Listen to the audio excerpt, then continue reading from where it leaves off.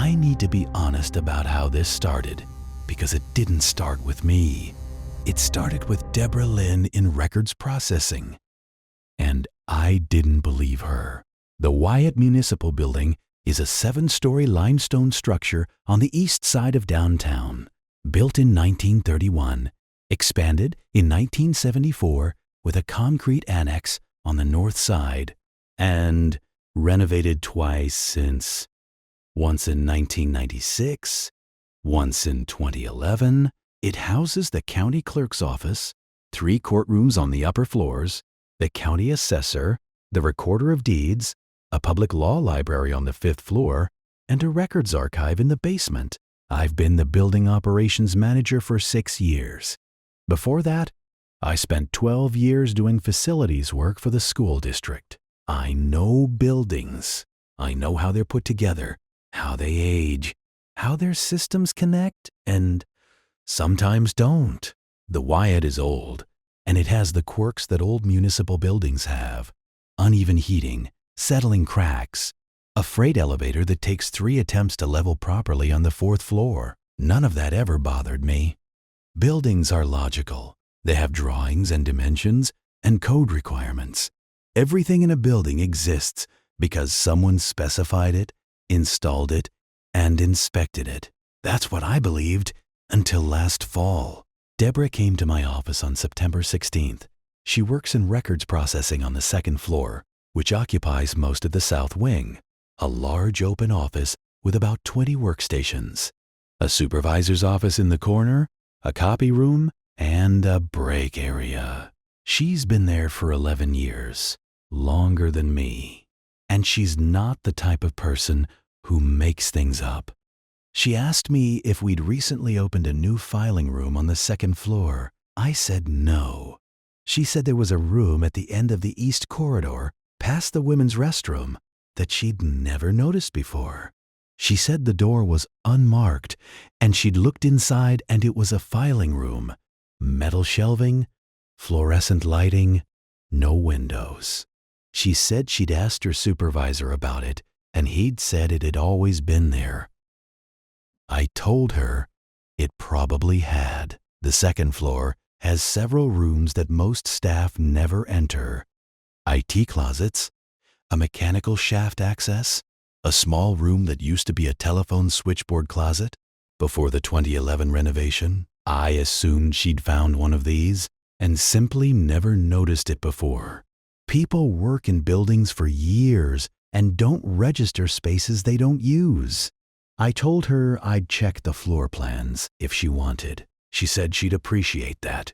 I pulled up the 2nd floor drawings on my computer after she left, confirmed the layout I already knew, and went back to what I was doing. I didn't check the room. I didn't walk the east corridor. I didn't take her seriously enough to leave my office, and I think about that now. She came back on September 23rd. She said the room was bigger than she remembered. She said the shelving was different, more of it, arranged in rows, extending further back than seemed right for the size of the room when she'd first looked. I asked her what she meant by seemed right. She said the room had been small, about 10 by 10, just a few shelves and a light. Now it was deeper. She couldn't see the back wall without walking all the way in. I said, rooms don't change size. She said she knew that. She said she was telling me anyway. That afternoon I walked the 2nd floor east corridor, past the women's restroom as she described. I found a door on the right side. It was a standard wood door with a lever handle. No signage, no room number plate. The finish matched the other doors on the corridor, the same dark-stained wood veneer that was installed during the 2011 renovation. I opened it. Inside was a filing room, metal shelving units arranged in 4 rows, running the depth of the room, fluorescent fixtures on the ceiling, 2 of them, both on, vinyl tile floor, same pattern as the corridors. The room was approximately 14 by 20 feet, nothing unusual. Some of the shelves had file boxes on them, brown corrugated storage boxes with handwritten labels, though I didn't look closely at the labels. The room smelled like paper and dust and the faint chemical scent of old vinyl tile. I closed the door and looked at the wall on either side of it. The corridor continued past it for another 15 feet before ending at a window. I paced the distance from the door to the exterior wall, then went outside and looked at the building from the east side. The math bothered me. The second-floor east corridor runs parallel to the exterior wall, and the rooms off that corridor, the restrooms, a couple of offices, are between the corridor and the building's east face. The filing room should be against the exterior wall, but the room was 20 feet deep, and based on where the door was positioned, those 20 feet would extend beyond the building's exterior face by at least 6 or 7 feet. I went back inside and checked. The roof's back wall had no windows. The exterior wall of the building, which I just looked at, had no bump out or extension at that location. The building's face is flat limestone. I could see it from the parking lot. There is nowhere for a 20-foot deep room to exist in that location. I went to my office and pulled the second-floor drawings again. There is no room indicated at that location on the plans. The space between the corridor and the exterior wall is shown as 12 feet deep, enough for the restrooms and the offices that open off the corridor. There is no filing room. There is no door. The drawing shows an unbroken corridor wall at that point. Running to the east window, I went back and looked at the door. It was there. I opened it. The filing room was there. I stepped inside and walked to the back wall and pressed my hand against it. Solid, cool, painted drywall over what felt like concrete block. I knocked on it and it sounded solid. Not hollow, not a partition.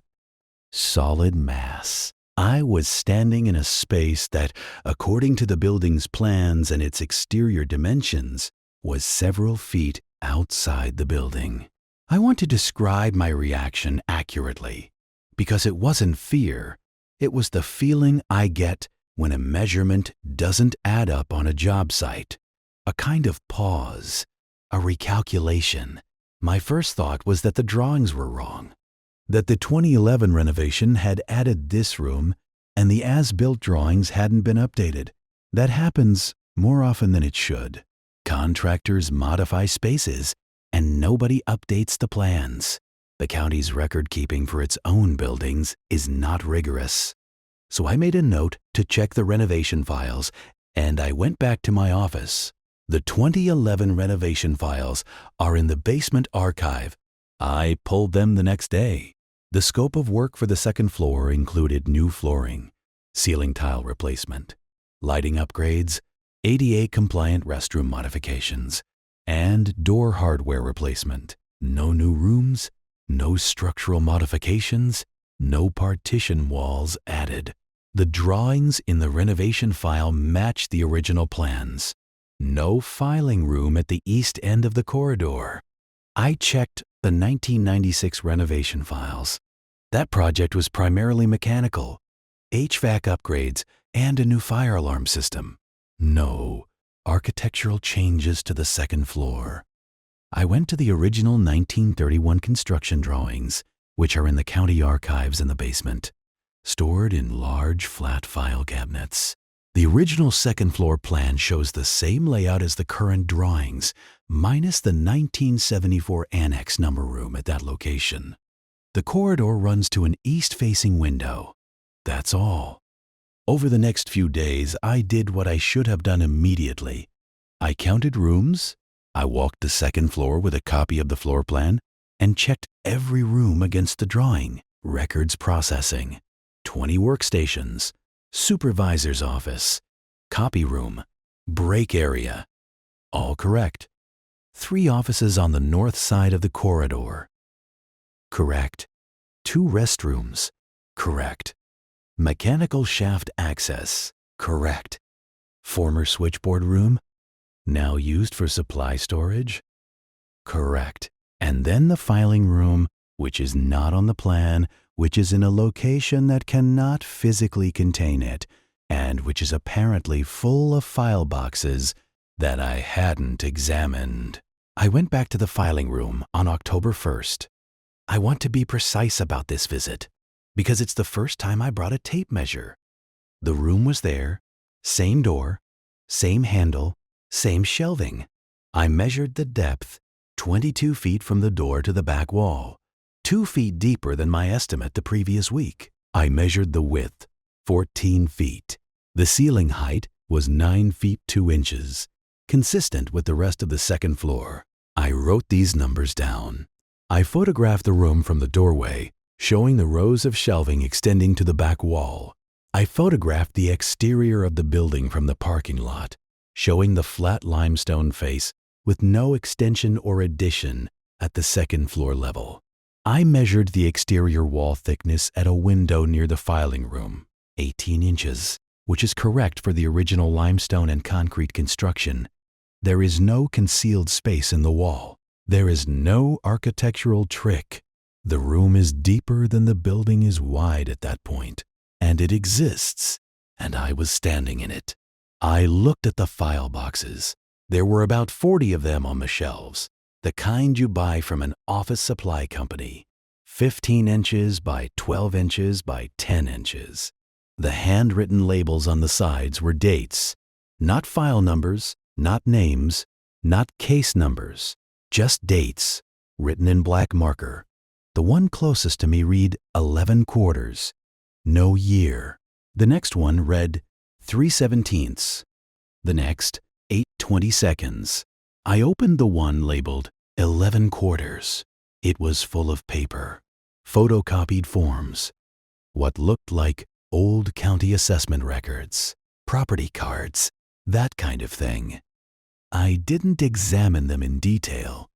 I picked up the box to check its weight, maybe 12 pounds, normal for a box of paper. I put it back. This is where I need to address something about Deborah's observation that the rooms seemed to be getting bigger. I had measured 22 feet. On October 8th, I measured again, 22 feet. On October 15th, 22 feet. The room was not changing size. Deborah had been wrong, or her initial impression of the room as 10 by 10 had been inaccurate. Rooms can look different depending on how much is in them, how the shelving is arranged, where you're standing. I felt some relief at this. The room's existence was unexplainable, but at least it was stable. Then, on October 22nd, I counted the file boxes. There were 53. I had counted 40 on October 1st. 13 new boxes had appeared on the shelves in 3 weeks. I went through and looked at the labels.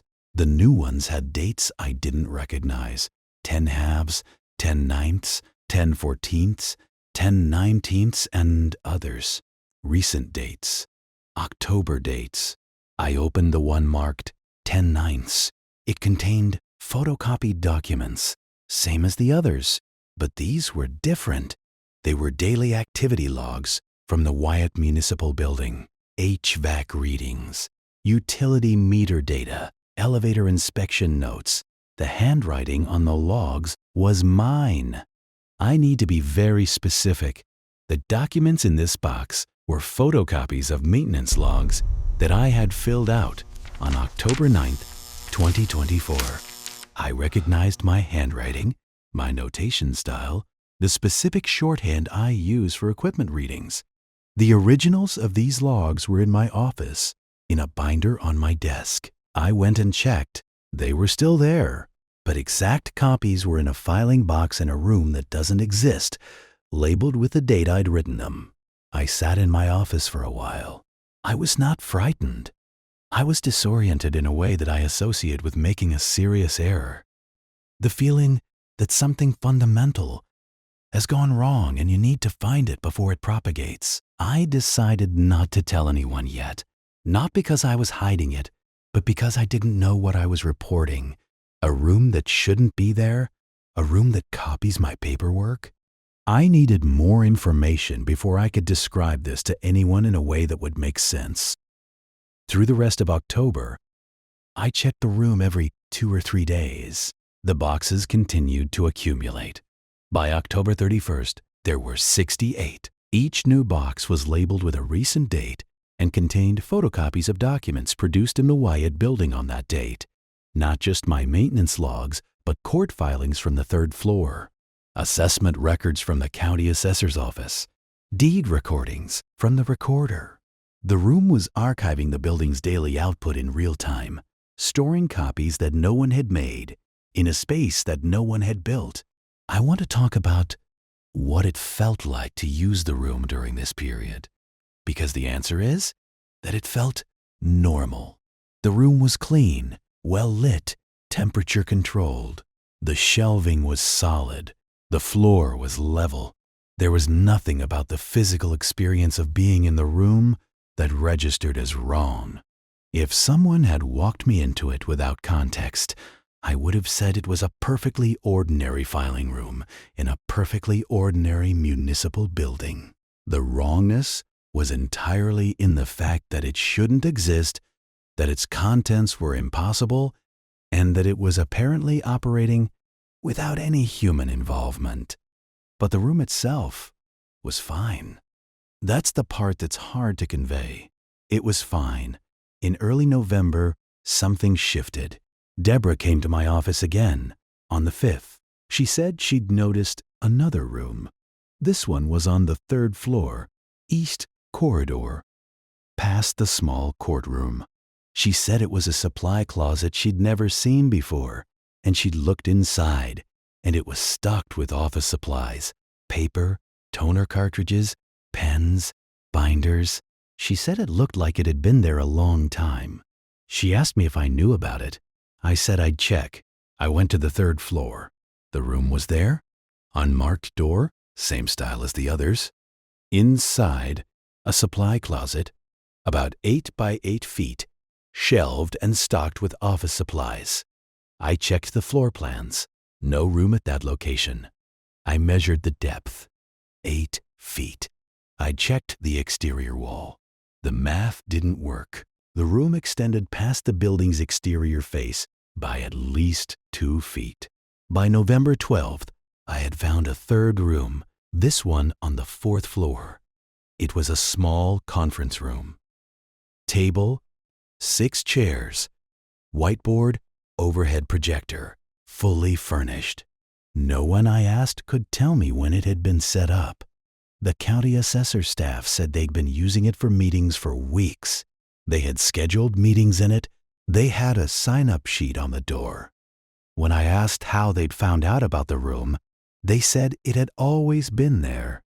This is the part I need to explain carefully, because it's the core of what was happening, and I still don't fully understand it. The rooms were not appearing overnight like the door in the other account I've heard about. The one with the maintenance corridor, they were appearing and then being absorbed into the building's daily use. People were using them. People were relying on them. The conference room on the 4th floor was booked 3 times a week by November. The supply closet on the 3rd floor was where the courtroom clerk got her paper. The filing room on the 2nd floor, I later learned that 2 staff members in records processing had been pulling archived files from it, files they needed for their work, files that were apparently correct and complete. The rooms were functional, they were useful, and within days of their appearance, the people who used them believed the rooms had always existed. I tested this on November 14th. I asked Deborah if she remembered coming to my office in September to tell me about a new room on the 2nd floor. She said she remembered mentioning the filing room. I asked her if she still thought it was new. She paused and said she wasn't sure anymore, that she thought maybe she'd just never noticed it before. I asked if she remembered telling me the room was getting bigger. She said she didn't remember saying that. I showed her my notes from our conversation. She looked at them and said she must have been confused. The building was normalizing the rooms, or the people in the building were normalizing them. Or both.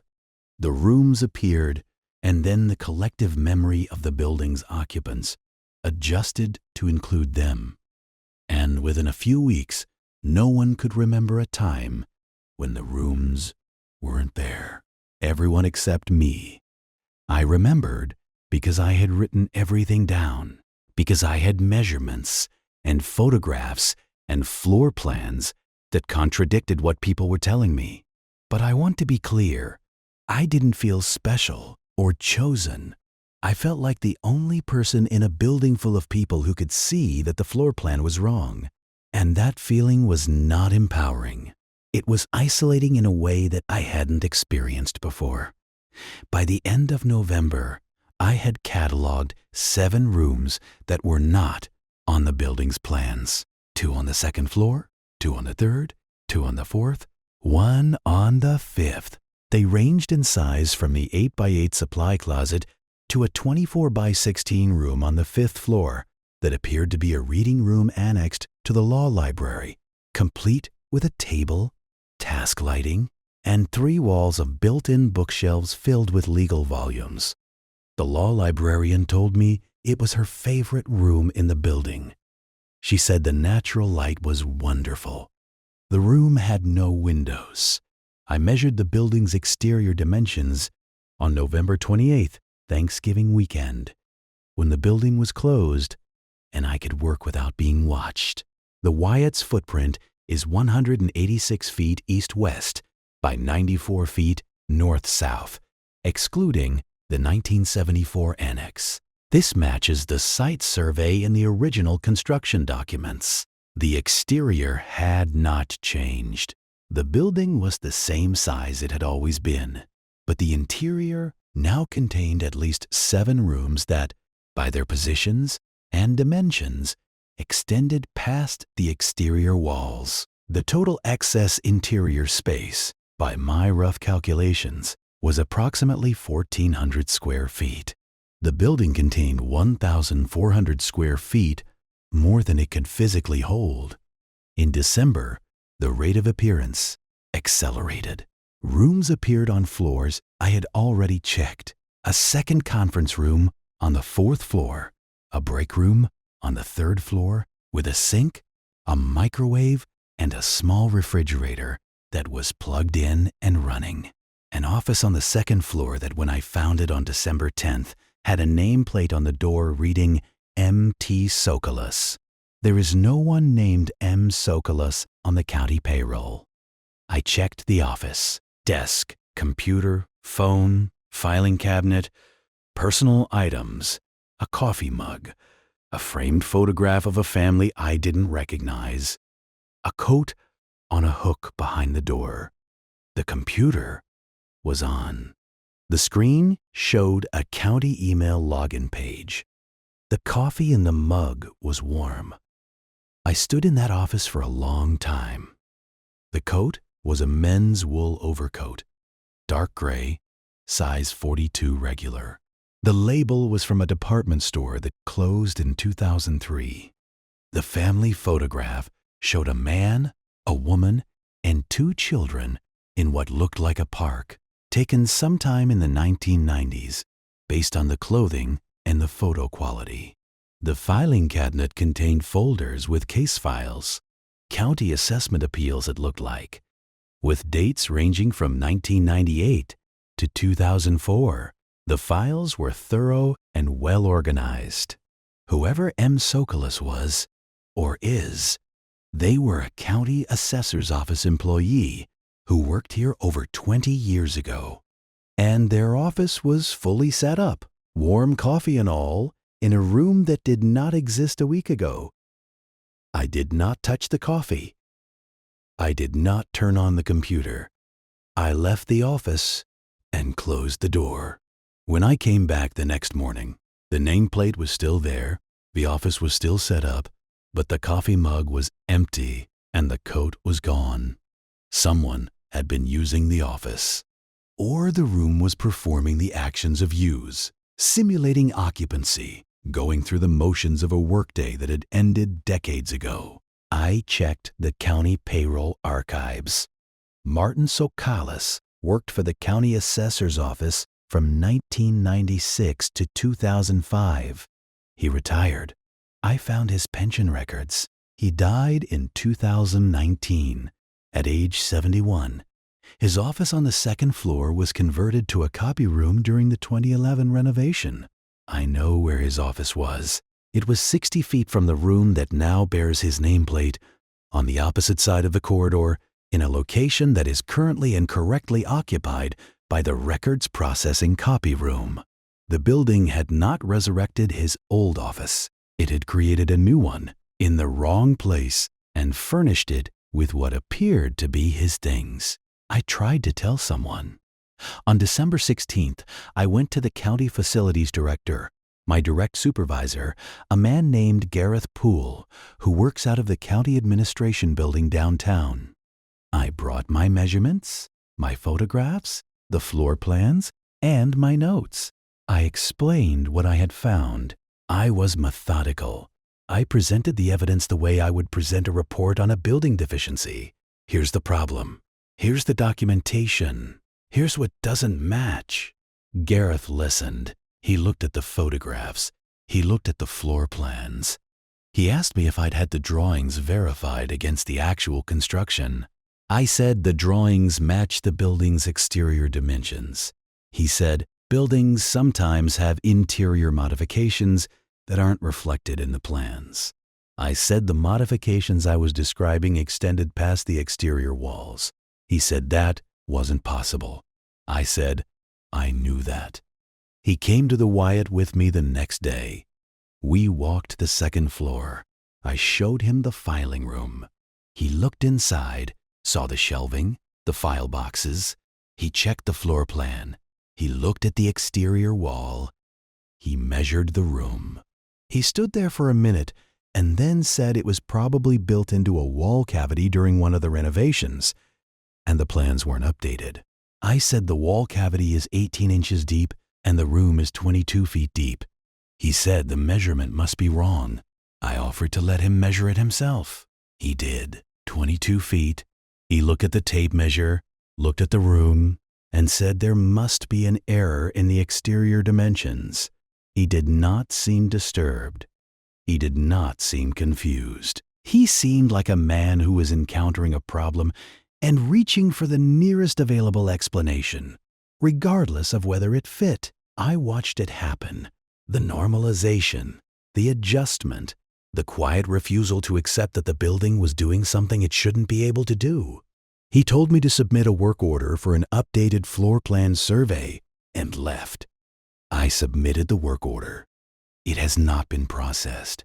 It is now late January, over a month later, and it is sitting in the county's facilities maintenance queue with an estimated completion date of TBD. I don't expect it to be completed. I don't think an updated survey would show anything wrong. I think the surveyor would measure the rooms and add them to the plan, and that would be that. The building would have always had those rooms. Everyone would remember them. The plans would be updated to match the building, rather than the building being questioned for not matching the plans. That's how this works. The building changes, and then the change becomes the truth. There are now 14 rooms that I've documented. The total excess interior space is approximately 3,800 square feet. The filing room on the second floor has continued to accumulate boxes. There are over 120 now, archiving every document produced in the building on a daily basis. The conference rooms are in constant use. The break room on the third floor is where the courtroom staff eat lunch. The reading room on the fifth floor has been absorbed so completely into the law library that it appears in the library's own promotional materials.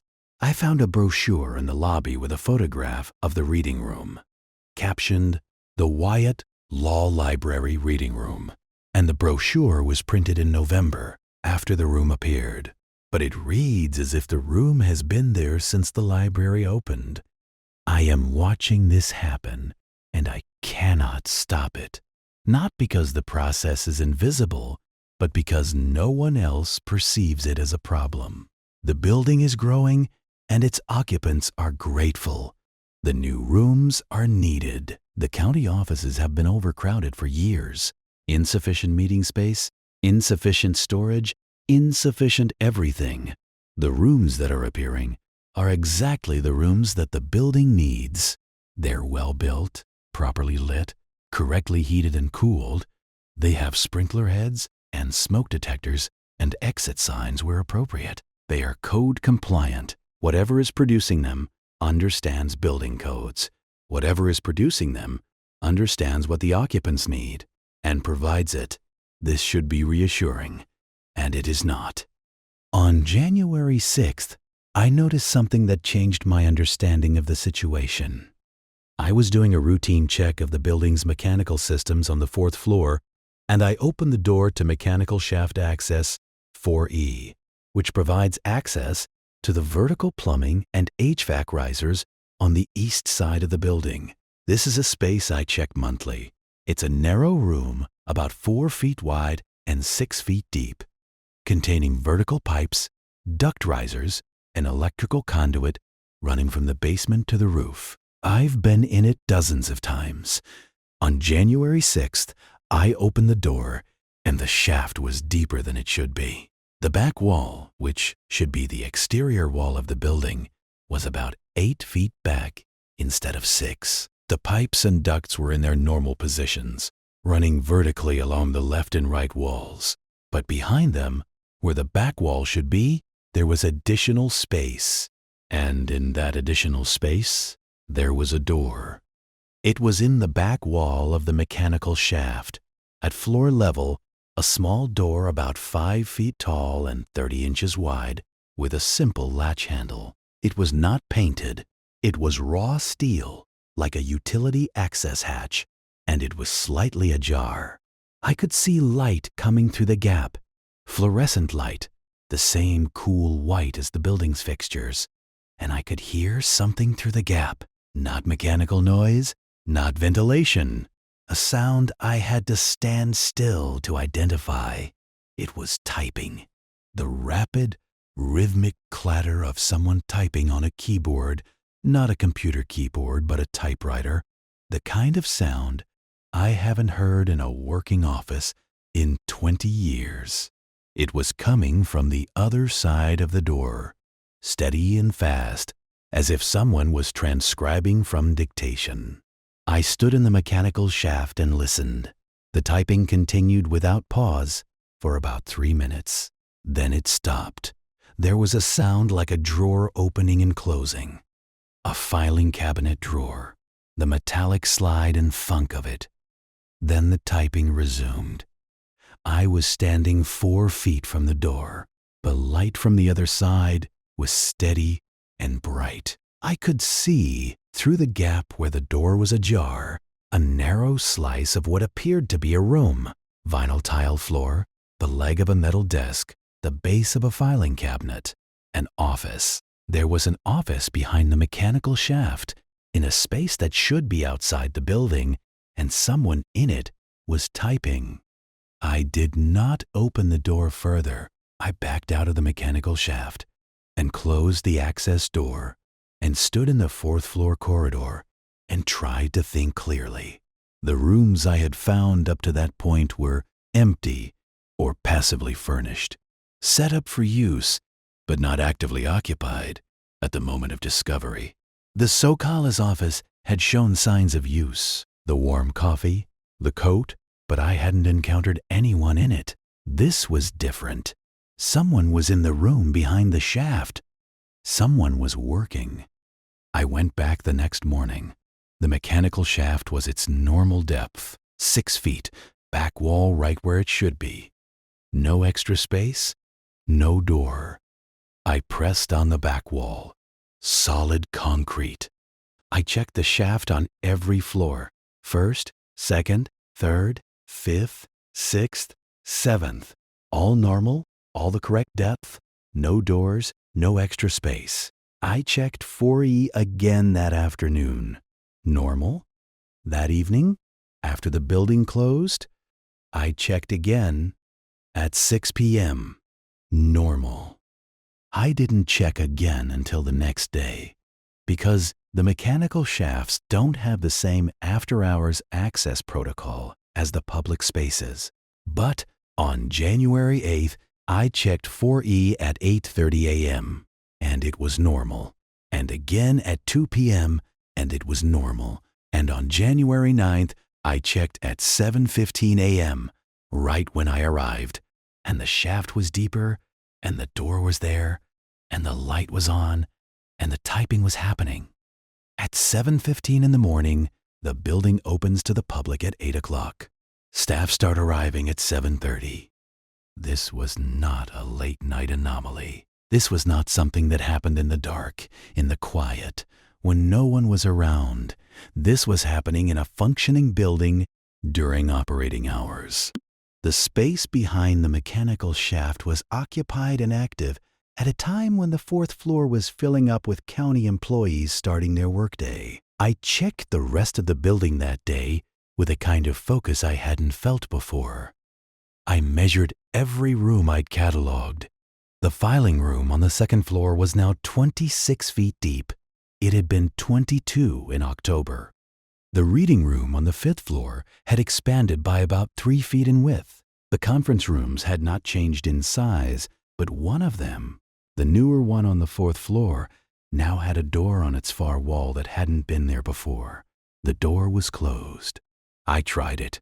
It opened into a short corridor, about 4 feet wide and 12 feet long, that connected to another room I'd never seen. This room was large, maybe 30 by 20 feet, and it was set up as a records workroom. Long tables, sorting trays, a microfiche reader, a large format copier.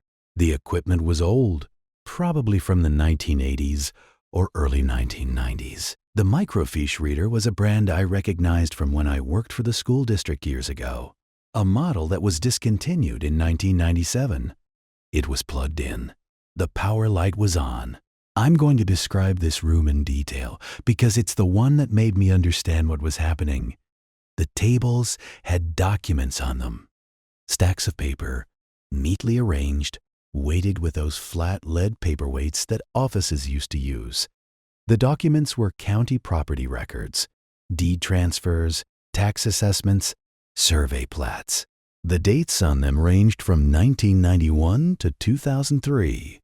They were sorted chronologically and grouped by township. Whoever had been working with these documents was in the middle of a project, a large-scale organizing or archiving effort. There were handwritten notes on yellow legal pads at 2 of the workstations, notes about filing procedures, cross-reference systems, box numbering schemes. The handwriting was small and precise. 2 different hands at 2 different stations. 2 people had been working in this room. The work was ongoing.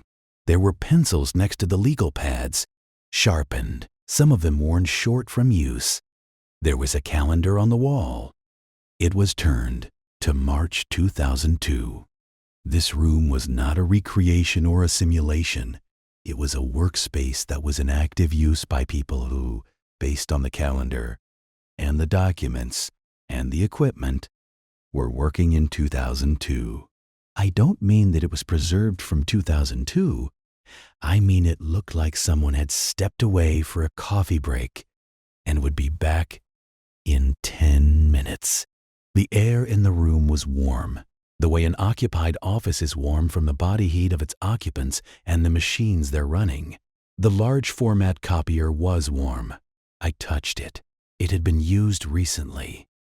I left the room, went back through the short corridor to the conference room, closed the connecting door, and sat down. I sat in one of the conference chairs and I thought about what I was seeing. The building was not just growing new rooms. It was growing rooms that were occupied by people who worked here in the past, people who were still, in some sense, working. Martin Tsoukalas' office with his warm coffee, the typing behind the mechanical shaft, the records workroom with its 2 stations and its 2002 calendar. The building was layered. It contained its own history, not as archive, not as memory, but as ongoing present tense activity happening in rooms that existed alongside the current building without intersecting with it, except where they did, except where a door appeared in a conference room wall, or a filing cabinet hatch opened in a mechanical shaft, or a new room materialized in the east corridor of the second floor and started filling with copies of documents that were being produced in the present. The building was operating in multiple time periods simultaneously, and the rooms were the junctions where those periods touched. I have not shared this theory with anyone. I am writing it here because I want it recorded by someone who arrived at it through observation and measurement, not through speculation. I have photographs, dimensions, dates, and specific details that I can provide. I am not guessing. I am describing what I have found. Here is what I found on January 15th, which is the last thing I'm going to describe, and the reason I'm writing this now. I was checking the mechanical shaft on the 4th floor, 4E, at about 3 o'clock in the afternoon. The door in the back wall was there. It was open wider than I'd ever seen it, about 6 inches, and the light from the other side was on. No typing this time. The room beyond the door was quiet. I stood at the threshold of the shaft and looked through the gap, and I could see a desk, a filing cabinet, a window. A window. The room had a window, and through the window there was daylight. Gray, overcast January daylight coming in at a low angle. The window was on the far wall of the room, which, based on the orientation of the shaft and the building's layout, should be the east exterior wall. But I was standing 4 stories up in a building whose east wall I could see from the parking lot, and there was no window at this location. I had checked repeatedly. I pushed the door open. The room was an office. Small, maybe 10 by 12. Desk, chair, phone, filing cabinet, a coat rack with nothing on it, a window with Venetian blinds half open, letting in daylight. Through the window, I could see a street, not the parking lot of the Wyatt building, not the alley that runs along the east side. A street I didn't recognize, with parked cars and bare trees and a building across the way that I had never seen before. A 2-story brick storefront with an awning and a sign I couldn't read from the angle. The cars on the street were older models. I'm not a car expert, but they looked like 1990s sedans. The rounded shapes of that era. The trees were bare. The light was winter light. I was looking through a window on the 4th floor of the Wyatt Municipal Building at a street that does not exist outside the Wyatt Municipal Building. The street was not the street that should be there. The buildings were not the buildings that should be there. The cars were not from this decade. I was looking at somewhere else and someone else, and it was real and physical, and I could feel the cold air coming through the glass, and I could hear, faintly, the sound of traffic. I stepped back. I closed the door. I went back through the mechanical shaft and closed the access panel and stood in the 4th floor corridor, and I could hear a phone ringing, very faintly, from inside the shaft. A phone ringing in an office in a room that opens onto a street that doesn't exist in a time that has already passed. The ringing stopped. I went back to my office. I've been going back to my office after each of these encounters, and I've been sitting down and writing my notes and then continuing with my day because I don't know what else to do. The building is functioning. The mechanical systems are running normally. The real rooms, the ones that have always been here, are fine. The boilers are fine. The elevators are fine. The county employees come to work every morning and go home every evening and use the conference rooms and the break room and the filing room and the reading room, and none of them question where these spaces came from. The building provides what is needed and they accept it. That is how buildings work. You don't question the walls. But yesterday, January 16th, I counted the rooms again. There are 19 now, 5 more than when I last counted on January 6th. 5 new rooms in 10 days. And the filing room on the second floor is now 31 feet deep. I measured it twice. 31 feet, extending well past the exterior wall into space that from the outside is empty air above a parking lot. I went outside and looked up at the east face of the building, at the second floor, at the exact location where the filing room extends past the wall. Flat limestone. No bulge, no extension, no anomaly. The building looks exactly the same from the outside. It has always looked exactly the same from the outside. It is only the inside that is growing. This morning, I arrived at work and Gareth Poole was in my office. He had a set of floor plans rolled out on my desk. He said the county had decided to commission an updated space plan for the Wyatt because, his words, the building had more usable square footage than the current plans reflected, and they wanted to document it accurately for lease calculations. He said a surveyor would be coming next week to measure every room. He said it was routine. He said he expected the survey would clear up some of the discrepancies I had flagged in December. The county is going to survey the building and add the impossible rooms to the official plans. They are going to measure spaces that extend past the exterior walls into empty air and record those measurements as correct. They are going to normalize what is happening. The plans will be updated. The rooms will become real. The building will have always been this size, and no one will remember that it wasn't. I still have my measurements. I still have my photographs. I still have the original floor plans. I made copies before Gareth took the rolled set from my desk, and the copies are in my car, not in the building. I have Deborah's original complaint in my notes, dated September 16th, in which she noticed a room that she now believes has always existed. I have the county payroll records showing that Martin Tsoukalas retired in 2005 and died in 2019. And I have a photograph of his nameplate on a door that appeared in November 2024. I have a tape measure that reads 31 feet in a space that the building's exterior says is 12. The surveyor comes next week. After the survey, the plans will change. After the plans change, my documentation will look like the confused notes of someone who didn't understand the building he worked in. The photographs will show rooms that the official record says have always been there. The measurements will match the new plans. Everything I've recorded will become evidence of nothing. I don't know what the building is doing. I don't know why it's growing. I don't know who is typing behind the mechanical shaft, or whose coffee was warm in Martin Tsoukalas's office, or what street I saw through that window on the 4th floor. I don't know where the rooms come from, or how a building can contain more space than its walls allow. I know that it's happening. I know that it's accelerating.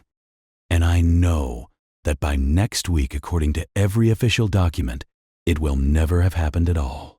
The Wyatt Municipal Building, east side of downtown, 7 stories, 186 by 94 feet. That's what the plans say. That's what the outside shows. Go inside and count the rooms. Bring the floor plan.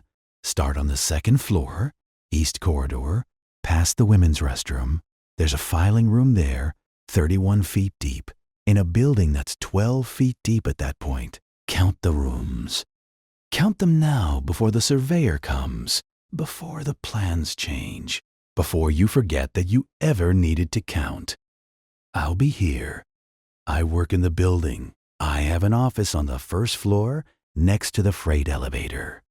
I've been there for 6 years, though lately, I'm not sure my office has always been where I remember it being. The corridor outside my door seems longer than it used to, and And there's a window in my office that I don't think was there in October. It faces east. Through it, I can see trees. There are no trees on the east side of the building. There's a parking lot. I haven't looked closely at the trees. I don't think I want to know what street they're on.